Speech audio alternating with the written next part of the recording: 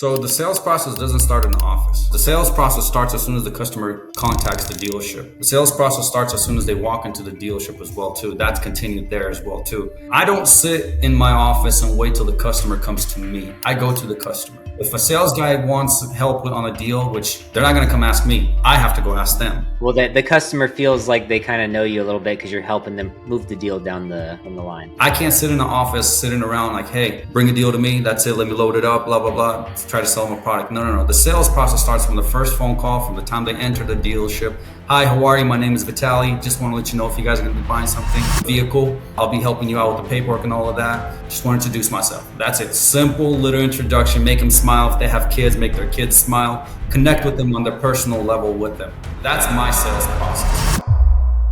Alrighty, guys, welcome back to another episode of the podcast. Today, we have Mr. Vitaly, and he is an automotive expert. So he's been in the business for about 15 years, working in all sorts of dealerships. He's done everything from sales to, I don't think he's ever done parts or service, but probably sales, managing, running car stores, GM, finance manager, finance director. He's done it all. He knows everything there is to know that you can know in 15 years dealing with the car business. Vitaly, pleasure to have you on the show today, man. How you doing?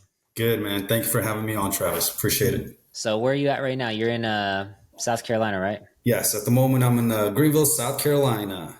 Okay. And you are currently the finance director for a Ford store? Yes, Anderson Ford. Anderson Ford? Great place. Good, small little town. Interesting. Tell me about the auto business right now in your store. You know, what are in the current economy, you know, with tariffs and, you know, World War III knocking at the door and, you know, manufacturers doing what they do. What's it like being in the auto business right now? The best way to answer it, and it's probably the common answer that you're going to hear right now, is it's a roller coaster ride. It's a hit or miss, up and down every single day.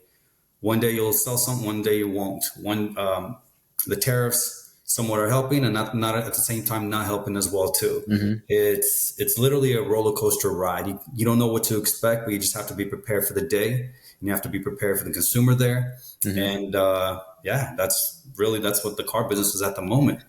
So are people still, I mean, because interest rates are crazy high too. That's another thing. So are people still financing cars right now? Oh yeah. Majority of people still finance it regardless of the rate, but credit unions are really coming down on rates as well too. Today I had actually a 4.25 rate. That's not bad. That's not bad at all. So compared to a couple months back, standard rates were 6.5, 7, give or take. I've seen 5. I know some credit unions that are doing 4.25, 4.5 as well. So rates are going a little bit lower. Manufacturers, obviously, they're doing what they can to push as well too. Certain cars and makes and models as well too. So they're helping out. So do you think Donald Trump is responsible for these rates going down? I don't see why not. I mean, he's trying to make the economy go, right? He's trying to make everything in the right direction. So I don't see why not. I mean, wouldn't be surprised. Yeah. Well, that's another interesting thing too. So I noticed here, and actually I knew this, but I didn't know this about you, but I knew this. And this is actually kind of relevant. So you were born in freaking Ukraine. Yes. You guys are like the center of the world right now. Everybody's talking about Ukraine. Yeah. How long did you grow up in Ukraine? So I grew up, I was there until I was 7. And I came here, November 12th? November 12th, 1997 to be exact. Actually, I had my little Casio watch. I still remember the time when I looked at it and I was looking out the window and I'm like, oh, Sacramento, California. Okay. Yeah. So you migrated here from Ukraine to California? I did, yes. Why? Why'd your family make the move? Family-wise, we already had family here. And then not only that, we won the lottery back then. To win green card or anything like that, it was a lottery pick. That's how you won, and you were able to come here. So you're a lucky guy. Blessed. That's cool, man. So you won the lottery to come to the United States. Yeah. Let's win the real lottery too, though. Yeah. If you had the $100 million lottery, I mean, we probably wouldn't be having this conversation. We'd be on the jet, you know? Oh yeah. We'll be having this conversation on the jet. Yeah, exactly. How and why did you get into the auto business? You know, it was actually by chance, to be honest with you. It was actually coincidence as well, because never did I think about getting into the auto industry. But Before I was in the auto industry, I used to go to the dealerships and look at cars and test drive them if they let me. Everybody does that. That's the fun Yeah. part, kicking tires, man. You know? Yeah, I used to do that as a kid, just go look around at the cars. And then how I got into it was my dad had a flooring business. Okay. So laminate, hardwood, tile, all of that, right? And his van started breaking down. And we went one time, looked at a van, see if, what they cost. They were a little too pricey. My dad said, right? And I was what, 14? No, no, no, no, no. I was what, 16, 17, give or take around there? No, 17. I guess I just turned 18 actually. I take that back. I was 18. Damn, from 14 to 18. My numbers are, I'm in finance. My numbers are pretty accurate. Are they? Yeah, are they? Yeah. No, but so I just turned 18 and my dad's van started breaking down and we're driving down the El Dorado Hills. This is back in California still, I remember. And his van started breaking down and we're like, hey, listen, remember that van that was there? If we make it down the hill, let's go pick it up. Let's go buy it. My dad's like, no, no, no. Next thing you know, the van starts knocking even harder and harder and harder. I'm like, all right, let's go buy that van. So we went and bought the van. And I'm driving the used one, the one that was breaking down home from the dealership. My dad is driving the new one. Mm-hmm. I'm at a red light, turns green. I give it gas. The whole hood and the whole block just goes through into the sky, literally, like you see in movies, right? Okay. It was kind of perfect timing. We got a new van. That one broke down. Great. The next day we go to a job. Check engine light on the new van comes in. It comes on. And as the check engine comes on, we go, obviously, after work. We're like, hey, let's drop it off at GMC, see what's going on with the car. They say they fix it. All right. The next day, we start the car. We start driving 10 minutes into it again. Every day for the next week. This was from Monday to Friday, every single day. And I started getting really irritated every time we went there. Mm-hmm. And I was dealing with the managers and with the sales managers and with the service guys as well, too. Little did I know, the owner that time at the store was at the Folsom Buick GMC in Folsom Lake. Okay. Joe Smith, good guy. He was paying attention, and so was one of the other sales managers, Mike Herrera, to how I was handling the whole situation. Actually, me and him almost got into it one of the days too, as well. Me and Mike Herrera. Yeah. Anyways, we're still friends to this day, and he liked the way I handled, I guess, the whole situation. And then a couple of days later, after they fixed it, I get a phone call from Joe Smith. Hey, I want to sit down with you, just chit chat about life, go on from there. 15 years later, still in the car business. So you were going in for service and the owner calls you up and offers you a job, basically? Yep. Wow. Okay. He liked the way, I guess, I handled the whole situation, the way I was talking to them and everything, I guess. And he was like, would you consider sales? And I said, never thought about it, but why not? Yeah. But it was a little bit scary too, because it took me a while to actually make that decision. I'm not going to lie. It took me almost a month because at that time I had a kid on the way too. Oh, so going from construction, I know what I'm making and how much I'm going to make, when I'm going to make what, right? To extremely 100% commission pretty much, because you don't want to get paid salary or, minimum wage in the car business. I was like, it's kind of scary, but I took the shot, and 15 years later, still in it. And I've been having a blast. I love it. There's three reasons why I love the car business. One, God, cars, and people. God, cars, and people. Yeah. That's my definition. I know it sounds silly, but it's, we're supposed to be a light in the world, right? And I like to say, is the car business that kind of a light? Depends on the dealership you're at. Yeah, depends on the dealership you're at. If I'm there, it's going to be. You're there, it's going to be a good experience. Yeah. It's going to be a good experience, great experience. I guarantee you that. Yeah. It really depends on the dealership you're at. I would say there's most of the dealerships nowadays, like new franchise stores that I've walked into, they all have certain standards, but I have walked into some new franchise stores. I won't say who, and you could tell this is not a place you want to buy a car from. No, like I walked into this one dealership. Yeah, you don't want to work there. I walked into this one car dealership. The floors, like as you walk in, it was a Ford store actually. As you walk in, they didn't do the updates that the factory requires for the store. Like it looked old and terrible. And you walk in, the floors are dirty. It's like those carpet square tiles, It's got like the tiled ceilings, it's low ceilings, and then the salesmen were smoking in the lobby. Like inside the Ford dealership, the sales guy puffing away, just smoking. One of them had a Yep. weed pen. I was like, where the hell am I, dude? I was like, this is not professional at all. Yep. Yep. And, but most of the But stores you go into, yeah, and it's funny you say that. Some stores are like that. Some that are not, updated or this or that, and some that are. And it's crazy because even the groups that you would think, I'm not going to say names as well, but like even the groups that you would think that are going to be very professional, you walk in there and it's no. yeah, those are the guys that give the car business a bad name. Those stores right there. Unfortunately. Yeah. So, back to kind of, so you got into the auto business because you just got offered a job because you're a smooth talker, and you took the gamble. You got into sales. So out of all the jobs that you worked at in the automotive industry, what's been your favorite position to hold in a dealership? If I'm working for somebody or for myself? If you're working for somebody. If I'm working for myself at the moment, No, personally, for somebody. if I'm Yeah. working for somebody personally, I actually like the finance a lot. Why? It's a little bit challenging. Every day you get a different customer in there, and you have to find a way how to actually offer them the product so they find value in it, Mm-hmm. and they want it. Simple as that. And I like the whole grind with the customers, the whole back and forth, but it's not even back and forth for me because the way I do, I literally just try to represent the value of the product that they do. So when I talk to somebody, when they're with me in my office, Yeah. you're never going to think I'm going to sell you something. Like, I'm not trying to sell you anything. I'm just telling you, listen, this is what's going to be good for you. This, and that. And I don't make it a sales pitch. I make it an interaction. I make it a conversation with them. I make it to where they're comfortable. They understand, and I earn their trust in it as well too. And they see, most important as well too, their value and what they're actually getting. But so as the finance manager of the dealership, for people who don't know, because I don't, not everybody who listens to my podcast is in the business. Some people are just, consumers, or, just curious people, who want to know more about business and different things out there. So the finance manager, their job at the dealership is to help customers gain access to finance. That's number one, Mm-hmm. right?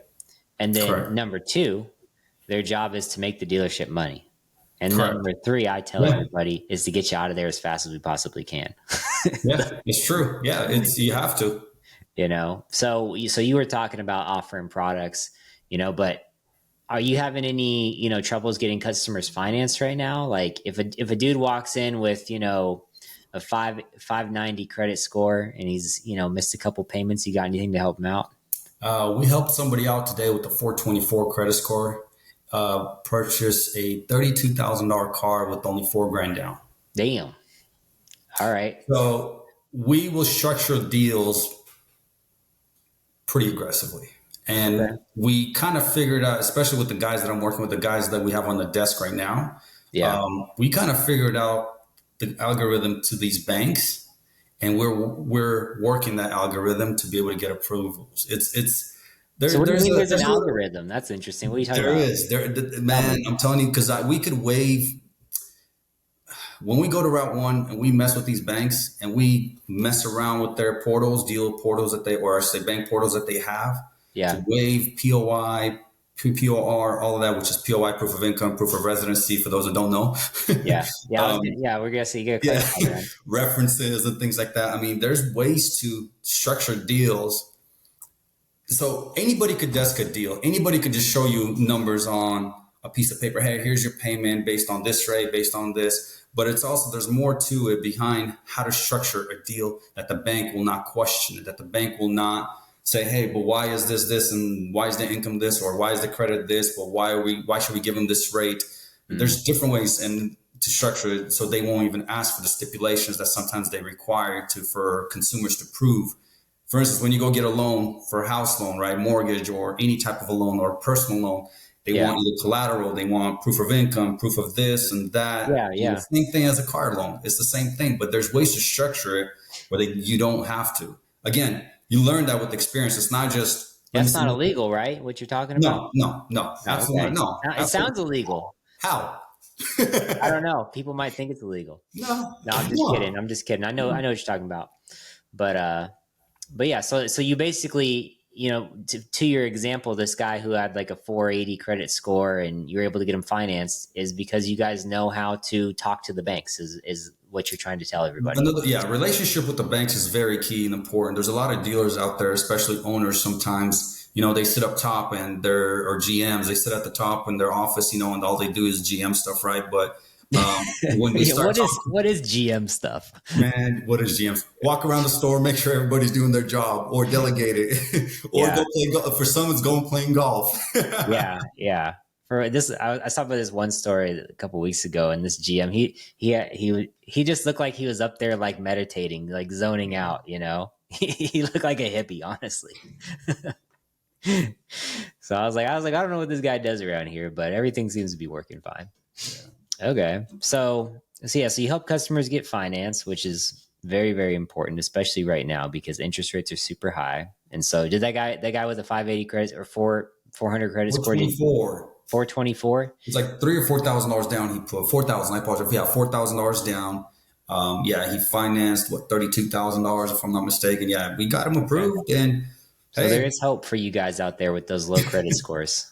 Vitaly can hook it up. Listen, a lot has to do with the desk, and a lot has to do with the finance guy that you're working with that knows how to structure deals. Yeah. There's people. I remember when I started in the business. There's this guy by the name of Kim.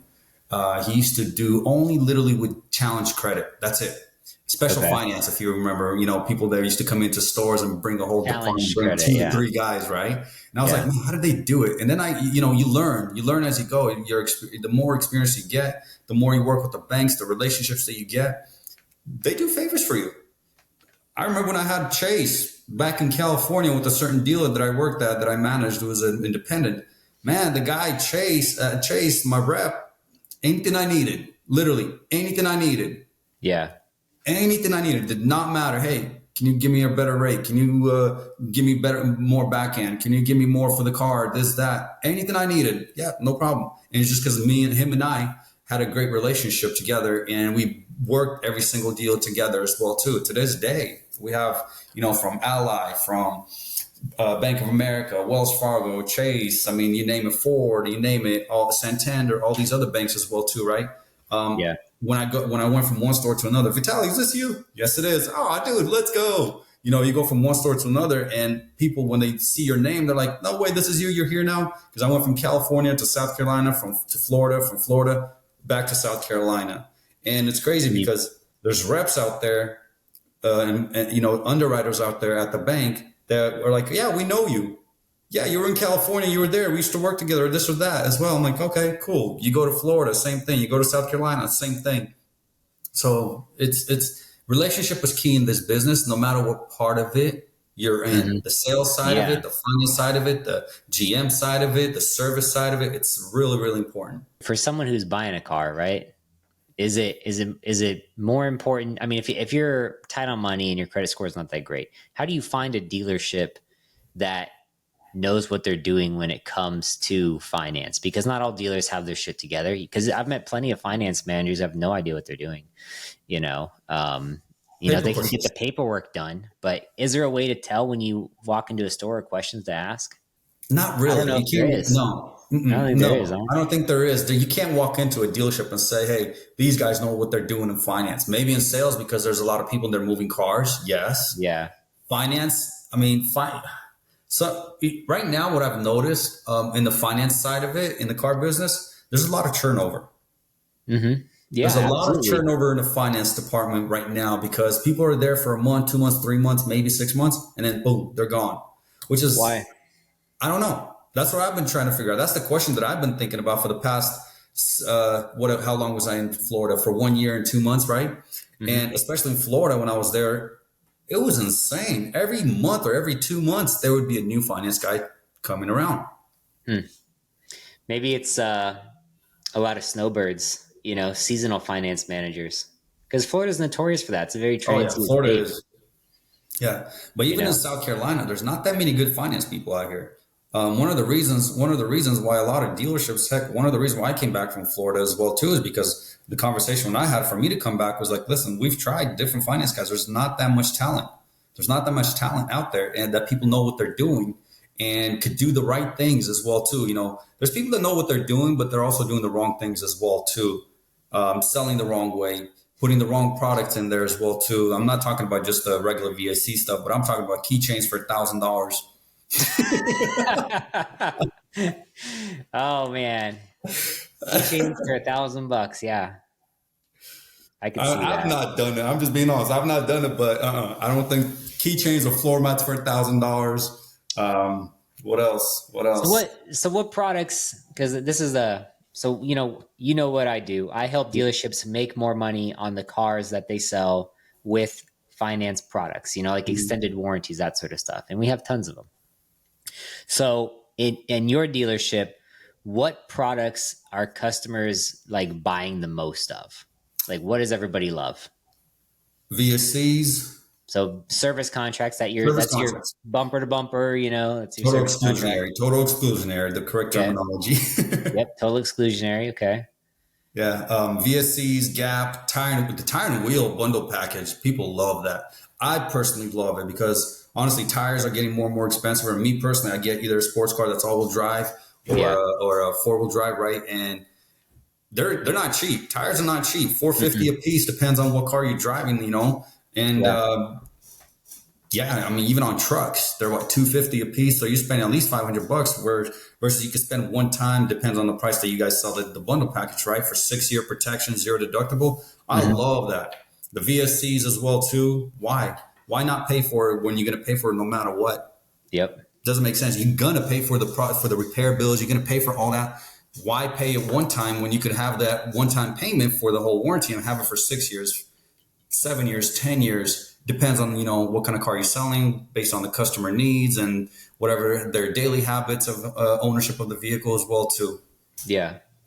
So that I kind of bounce around a lot, but you say stuff in it and it triggers my brain to ask another question. So you said that, you just kind of talk to your customers when you're taking a sales approach to this, right? Because like your job is, help the customer get financed, help the customer get products and make the dealership money. That's your job. So what's your process, or how do you apply, what's your sales process when selling products? How do you help customers make decisions? So the sales process doesn't start in the office. That doesn't start in the office. The sales process starts as soon as the customer contacts the dealership. The sales process starts as soon as they walk into the dealership as well too. That's continued there as well too. I don't sit in my office and wait till the customer comes to me. I go to the customer. If a sales guy wants help on a deal, which I'm not going to go ask them. I'm sorry. They're not going to come ask me. I have to go ask them. I can't sit in the office sitting around like, hey, bring a deal to me. That's it. Let me load it up, blah, blah, blah. Try to sell them a product. No. The sales process starts from the first phone call, from the time they enter the dealership. Hi, how are you? My name is Vitaly. Just want to let you know if you guys are going to be buying something, a vehicle. I'll be helping you out with the paperwork and all of that. Just want to introduce myself. That's it. Simple little introduction. Make them smile. If they have kids, make their kids smile. Connect with them on their personal level with them. That's my sales process. And then when they come into my office, even I should say, even before they come into my office, after I greet them, let's say they're in the process of negotiating the deal, I get involved with the deal as well too on the floor, and I try to even I try to close the deal with the sales guy, so they can say, so it's more comfortable for them. Well, the customer feels like they kind of know you a little bit because you're helping them move the deal down the exactly. The line. So and then we close it. Let's say we close a deal on the floor. Then I just bring them in and I sit down with them and I continue just chit chatting about their personal life, my personal life. I throw in jokes. They throw in jokes. And then I just listen, and just based on our conversations, the things that we talked about, because I listen during those conversations. You ask questions about their planned use for the vehicle. Oh yeah, of course. Oh yeah, during those conversations, I ask questions like, "Hey, what do you guys travel? What do you guys use your cars for? This and that, And I look at the bumper stickers if they have bumper stickers on their cars or what they're wearing, and I use that. Hey, by the way, we went there and this happened, helped out. This warranty happened. My tire blew out on the way there. But good thing I had tire wheel bundle package and it helped out. So when I go into the office now, I just like, listen, remember that story I told you about? This helped me out. Yeah. So it's kind of like that. I listen more than I speak when it comes to customers, when I do my closing and all that. I listen more than I speak because then I take my notes and I say, do you remember what you told me about that story when you guys went there, this or that? Well, this could have helped you out. What is it? Let me explain. And they found value in it. Well, see, I could tell already that you're a good salesperson because, I've trained a lot of people how to do sales, a lot of people how to do finance. And to get a finance manager out of their office to go talk to a customer, a lot of guys don't want to do that. They're very lazy. No. I'll go Um, on test drives if I have to. And I've done it numerous of times before. I've done it. Come on, let's go. Sales guy yeah. can't get the guy to, or the lady to go, or the guy or the lady, whoever, the whole family to get on the test drive. I'm like, come here, give me the key. Let's go. Come on, sit down. Let's go. Yeah. It's like, yeah, dude, like we gotta help this customer get sold, man. They need to No, buy, seriously, you know? it's like that. You have to get out of you have to get out of the office. You cannot. That's the easiest part of the job, to be honest with you. Being in the office and doing the paperwork and all that, that's the easiest part of the job. Yeah. It's being out there finding what actually attracts the customer and what they will find value in is the key to the job, realistically. Yeah. Asking questions. I mean, that's my sales approach for everything. I was like, I cannot sell you a damn thing or I cannot help you buy a damn thing until I know more about your current situation. Like I Yeah. have to know like your who, what, when, where, why, how, I have to know all those things before I Yeah, can make a 100%. recommendation. 100%. And the funny thing is like, I speak, well, I had a finance manager today. Okay. Finance manager today that I was talking to, and they cannot sell a warranty to save their life. Now, the owner of the dealership, I don't know. They never sold warranties before. They're in the RV business. It's different than the auto. Most auto dealers, unless it's a used store, there's no way they're not selling warranty. And so in the RV business, like she's having a hard time offering extended warranties. No one's saying yes, and I guarantee you, it's because she's not asking any questions. You know, Yeah. she's not building any value. She's offering unsolicited. Hey, man, I have all these products. They cost you more money at the end of the day. Would you like to buy any? No, no one's gonna say yes to that, man. Yeah. No, it's accurate. That's accurate. As a finance manager, I mean, you came to this country, you migrated here, you won the lottery, you came here legally. You've been in the auto business now for 15 Legally. years. Yeah, legally, and so do you, in your opinion, do you think America is still the land of opportunity? Yeah. I do think that, but I also think as well too, it's not what America could do for you, it's what you could do for yourself. And I think America has given that great opportunity that you could really find whatever you want and find success in anything that you want realistically if you just literally dedicate yourself to it. Well, see that something right there. You just triggered me that you said it's not what you can. It's not what America can do for you, but it's about what you can do for yourself. Well, I think John F. Kennedy said it's not what your country can do for you, but what you can do for your country. Yeah. And Yeah. that right there has me questioning as to everybody's mindset nowadays. You know what I'm Right. saying? It's what you can do for yourself, bro. Well, it's at the end of the day, look, nobody sits around thinking, hey, Travis, did he make enough money this week? Did he make enough money this month? Nope.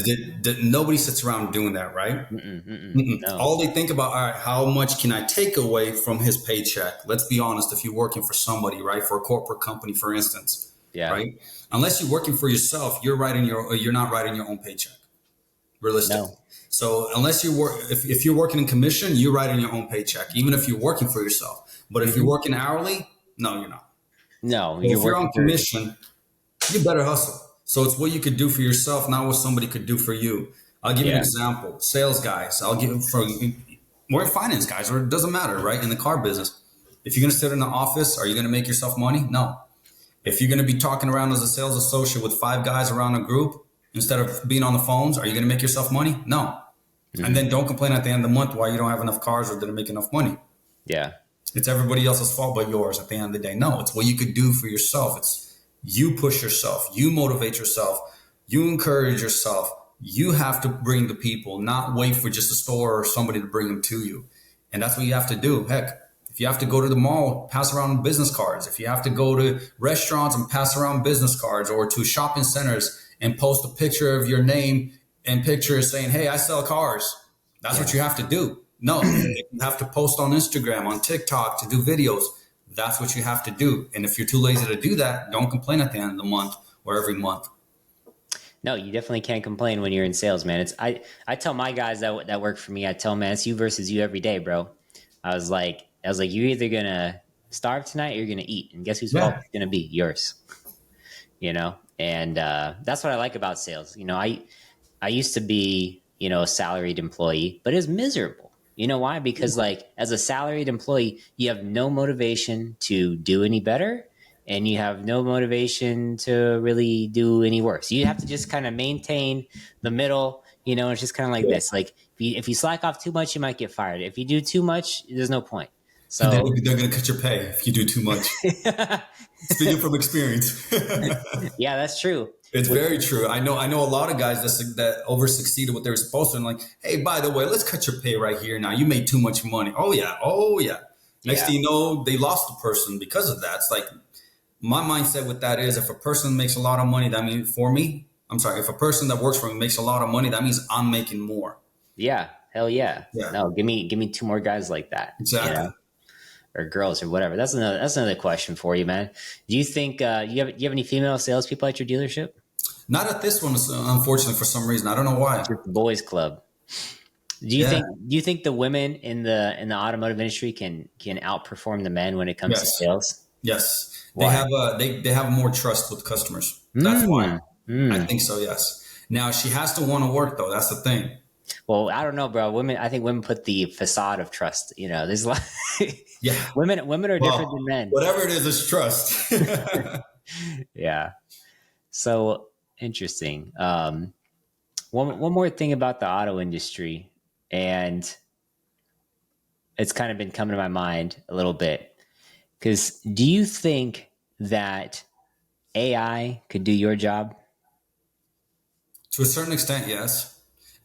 But it's never going to have the human effect on it because at the end of the day, here's the thing. I'll give you an example. AI can't read minds, can't read emotions. Can ask you questions. It can ask you questions, yes, but to a certain extent, it still doesn't have that emotional side of it. You use Chat GPT, right? I use Chat Mhm. GPT from time to time as well too for certain things, right? And no matter what, even for personal things, right? Because I Yeah. tested it out like a week or two ago. I tested it out on like some personal therapy just to try it out, see what kind of responses I'd get, and it was pretty accurate, but it was missing the personal touches to it. So this is what I'm talking about. Like for me, for instance, hi, how are you? Touching base with people like that, introducing myself and getting on a personal level with consumers is where a lot of AI, I don't think is going to be able to do. That's the thing. Well, this is kind of like a funny coincidence. So tonight I had Taco Bell for dinner. Okay. And I love You had Taco rubber for Bell. dinner. You had what? Rubber. I love it. I know it's fake, but it tastes great. And down here in New Orleans, like I'm going to tell you a few things here. Number one, I come from a hospitality state. I come from Las Vegas. Like everybody has really good like customer service. Like yes sir, yes ma'am. What can I do to help make your experience in Las Vegas better? Like that's like kind of like the attitude of most people at restaurants. Down here in New Orleans, it's more like, what do you want? Yeah, okay. Or it's just like like they're doing something like yeah, Yeah. like they're just bothering them, right? And so my point is, I went to Taco Bell tonight. And I'm in the drive-thru. I pull up to the drive-thru window, and I hear a voice come on, and it's, "Welcome to Taco Bell. How can I help you today?" And I was like, "Okay." It sounded kind of weird. I thought maybe like an automated voice recording. And it goes, "Whenever you're ready, go ahead and place your order," like in a very nice, polite voice. I'm like, "All right. I want three crunchy tacos. Wait, I want three crunchy taco supremes and a nachos Bel Grande." And then she goes, "Okay, does everything look good on the screen?" And I was like, "Actually, I want to put extra meat on everything." And he goes, "Okay, how about now? Does everything look good?" And I was talking to freaking AI. They have an AI drive-through assistant, and it was a very pleasant experience, and it got my order perfect. And my whole point is like sometimes I don't know. I mean, I'm not an advocate for AI taking your job, but I am. But my point is that maybe AI might be a more pleasant experience for some people in certain situations. Because ordering Some food at a situations, restaurant, yes. you But I know, still think it's going to miss that emotional side of it. we That's just definitely, me. I definitely didn't have a warm fuzzy feeling. More like a what the fuck? What is this real? What year is it? you know. So it's crazy, man. So I mean, I use AI all the time. Do you use AI in your dealership for anything? I think the sales guys do, yes. The sales guys do, yeah. Like a automated Especially, tech service or yeah, something? all of that. Phones as well, too. Things like that as well, yeah. Yeah. Dude, pretty soon you won't even need to have sales It's guys. You just have AI handling everything. Listen, if you could get, let's say, a dealership that's selling 150 cars, right? Hmm. And you can get AI and about five very good sales guys, that's all you need, really. But again, Yeah, yeah, it'd be interesting. it'd be So, very interesting. so one thing, so I'm gonna ask you a question about the car business, just because some people don't know. Can you make a lot of money as a finance manager? What do you define a lot? That's a great follow up. I learned that one not the hard way, but an interesting way. But I don't know. I mean, can you make six figures in the car business?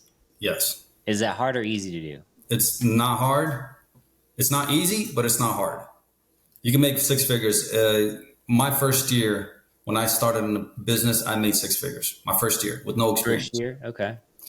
And then moving forward, yeah, So you've always been eating good while you're in the car yeah, business. yeah. Now the only trade off though that I know from the car business is you're making good money, but dude, you're never home.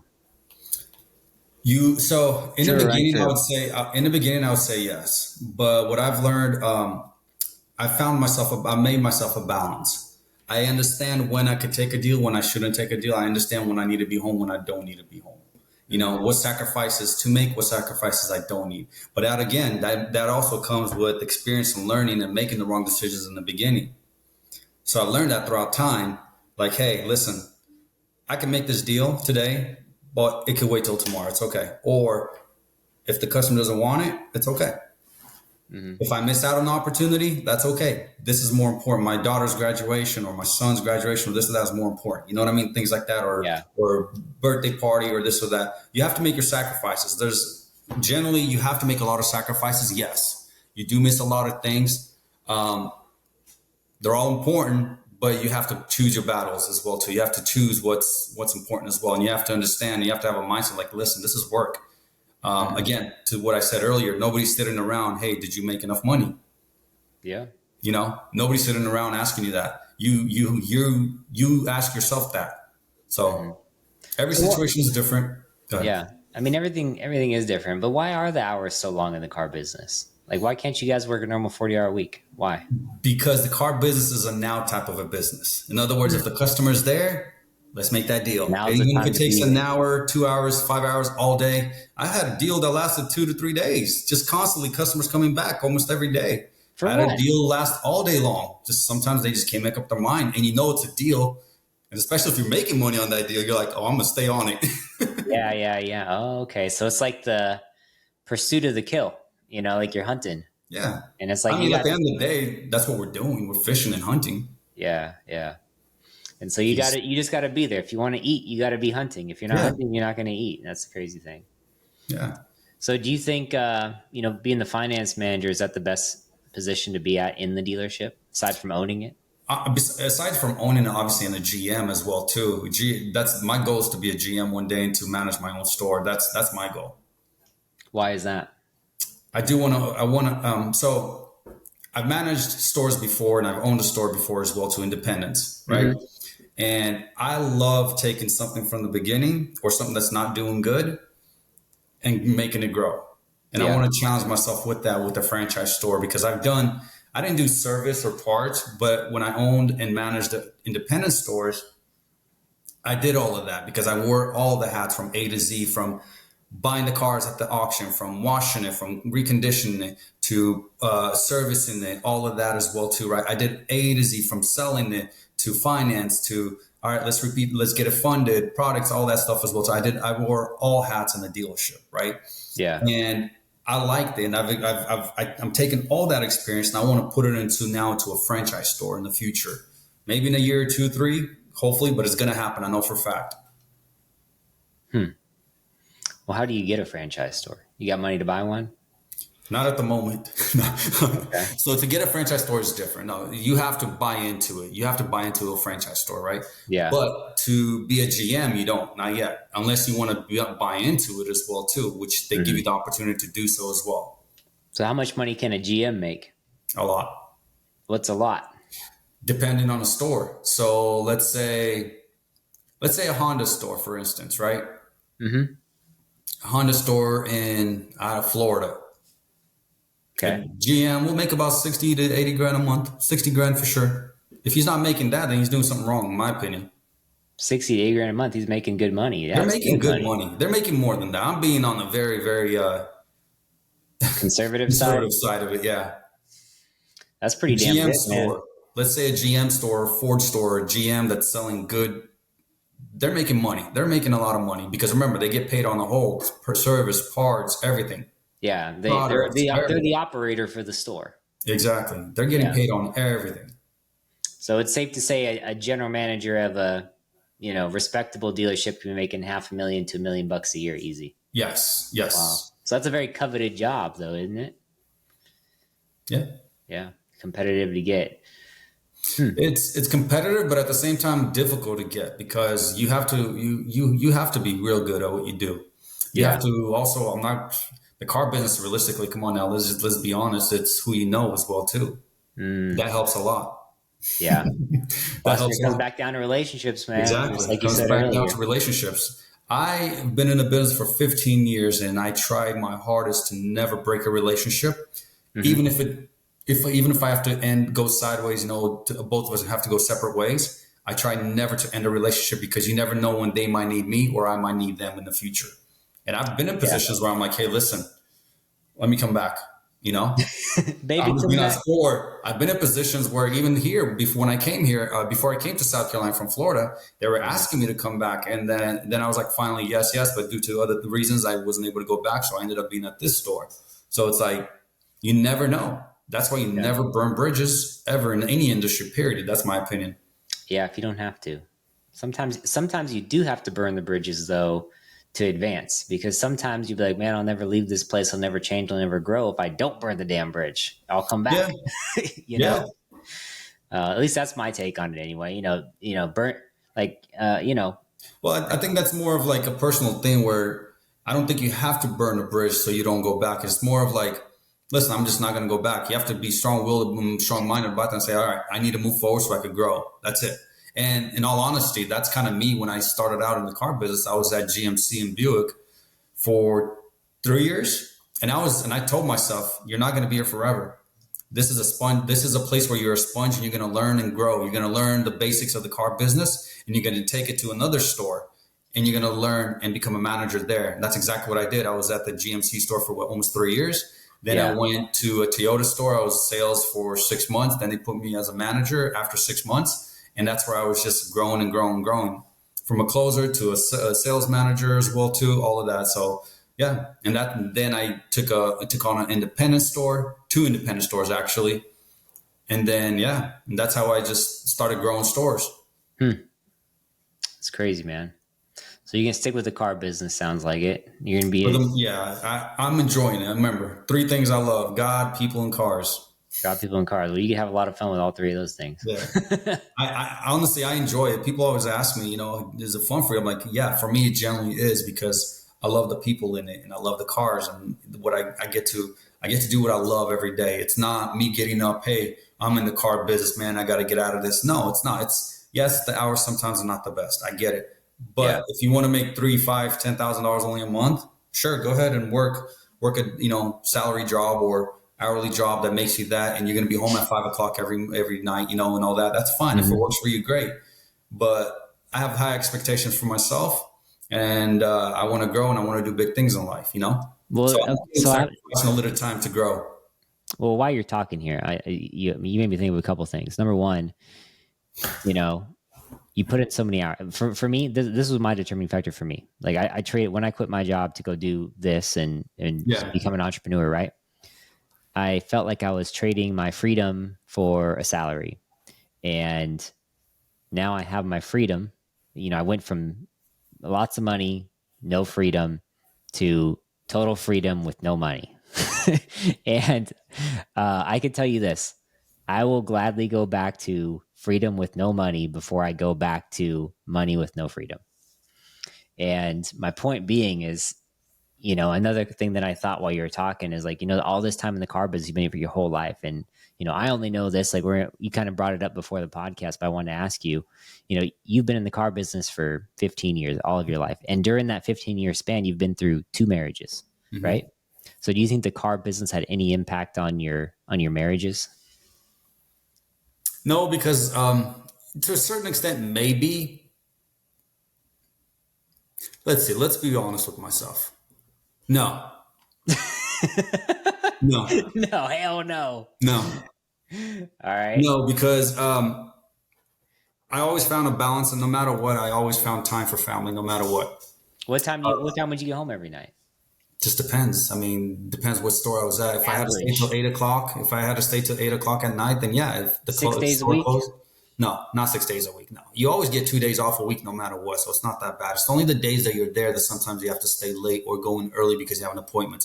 Yes, on Yeah. your days off, sometimes you could, you have a point, you can set up appointments, but then that's on you, realistically.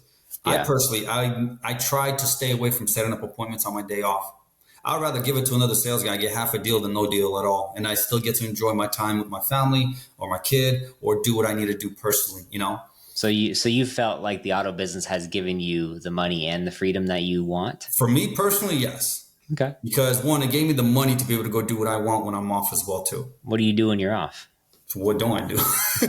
I hang out with a lot of friends and family. I do that. I do spend a lot of time with friends and family, and I go visit them as well too, and they come visit me as well. I travel to different cities every single time. I try to go to different places. You see my Instagram. I'm always. I know you're all over the place, dude. Like that's why, like for me, I think it's just weird because most auto guys I talk to, it's 6 days a week. It's a fucking grind. Sun up, sun down. I left the dealership last night at 11:30. That's all that I mostly run into. And you are kind of unusual in that way, where you're always traveling and shit. Yeah, I'm always either in California. I'm always either in Florida. I'm always in South Carolina. I'm always going to Texas or something like that, or Washington. I haven't went to Washington in a while. I need to go. I'm going to California again next month. So I have to go. What do you do in Washington? What's out there? Friends, I have family in Seattle. You got family in Seattle? Friends everywhere. All right, lots of all Ukrainians. Are Ukrainians and Russians? No. All of the above. All of the above. From Indians to you name it. Here's the thing. Remember, like we talked about earlier, relationships. Mm-hmm. It's not just the car business. Yeah. The car business has given me a lot of these relationships. That's why I have a lot to be grateful for. A lot of the relationships that I have are because the car businesses, because I made a deal through them, selling them international, nationwide. Heck, even international as well too, to Dubai or Ukraine, same thing. Like I've done that because when I used to sell luxury cars and do for luxury, manage those stores, I've gained a lot of relationships through that. So we've built relationships and now we hang out. They travel here or I travel to them or, and we have a good time. And the car business brought us together. Yeah. No, you do meet, everybody needs a car, man. Yeah. So you meet just about every walk of life out there, who can drive. So that makes sense. I mean, yeah, I think I like the auto business too. You do meet lots of interesting people. That's for damn sure. Yeah. And it's a cool industry. It's unique. I feel like the auto industry is kind of like the boys club, Yeah, pretty much. Cars and cigars. Cars and cigars. Cars and cigars, dude, for real, man. What do you think are the biggest things that you've learned from being in the auto industry for 15 years? Top 3 things. What do you think the top 3 things are? Top 3 things? Yeah, what has it taught you how to do? Value your time. Okay. Honesty and integrity. Honesty and integrity, okay. So the car business, everybody knows most of the time it was, or maybe I'll say it was, right? Mm-hmm. It was not the most brightest place. And what I've learned in the car business is the more honesty and integrity you have in this industry, you're going to succeed, one, and you're going to last long in this business. Mm-hmm. The people that don't, they're going to go from one store to another, then eventually they're just going to get out of it. Yeah. Because they're burning their bridges everywhere they're going. They're lying, the reputation. They got attitude. Well known, bad attitude, all of that, and they're not going to be in the business. And they're going to hate it. So what I've learned in this business that you can do it the right way, and you will be successful doing it the right way. And the way to do it realistically is a couple of ways. Be present. The car business is it's awesome. Here's the beautiful part about it. Let's say, like you were going to ask a question about somebody that's making ends meet, right? Mm-hmm. And wants to grow, wants to learn, and wants to make more money, right? The car business is a great business to be able to say, hey, listen, I'm not making enough money, but I want to make more. How do I do this? All right, this is what I did for myself personally. I became a sponge. I said to myself, I need to learn first and foremost from people that are doing it, that are successful, and then why they're doing it and how they're doing it. So I became a sponge. That's why I said the first 3 years in the car business, I was literally a sponge. Did I make money? Yes, I did. Did I make money? Yes, I did. Did I make as much as I wanted to? No, but I made money. But then when I took what I've learned and I seen and I used it, and I used in the next steps that I was doing, I was like, okay, great.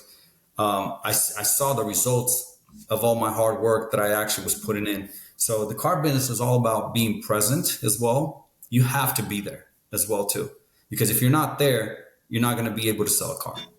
Well, yeah, if you're not at the dealership. When you say present, like being physically present or mentally present? Being physically present, yes, and doing your job, making the phone calls, literally, and saying hello to the people, doing the right things as well too. You have to be. As long as you're present, presentable as well too, dressed accordingly. You don't have to dress in Louis Vuitton and Gucci's and all this stuff, coaches. You don't have to. Actually, that's actually a deterrent for most dealerships, unless maybe if you're at a Mercedes store, it's exotic line, that's a different story, right? Yeah. That you're fine. But at a Honda store with Louis Vuittons and all that, Hermes belts and all that, no. No, you don't want to do that. Know your audience. Know your audience that you're selling to. Yeah. Yeah. So to kind of summarize the whole thing, the car business is a great place to be if you want to learn and you want to grow and you want to make money. It really is. And it's going to teach you a lot of character. It's going to teach you a lot about yourself, what you like, what you don't like about yourself as well too. And if you're willing to accept the things that you don't like and you're willing to change them, you're going to go places in the car business because it's a great place. It's a lot of therapy. It's been a good podcast. I've enjoyed having you on the show. If you guys liked what Vitaly had to say, what's your social media, man? Where can they find you? Vitaly_Condria. Vitaly_Condria. You got to spell that for the audience. Vitaly, VITALY_KONDRYA, right? Yeah. Yep. Instagram. That's Instagram. Yep. LinkedIn, same thing. Facebook, same thing. All of that. All right. For the dealers out there listening, man, if you guys are looking for a killer finance manager, you might be able to nag this guy. Pick him up. He's in South Carolina right now, but it sounds like he's willing to go just about anywhere if you guys need help and you want somebody who knows what they're doing in their finance department. This is your guy right here. Now. Hey, man, never say never because you might get an offer you can't refuse, bro. Hey, you never know. You might get a GM offer. You know, we might be answering the prayers tonight. So, all right, man. Thanks for hopping on the show. I'm going to go ahead and end it. Ladies and gentlemen out there listening, stay tuned for the next one because on the next episode, we got another bomb diggity guest coming on. So stay tuned, y'all.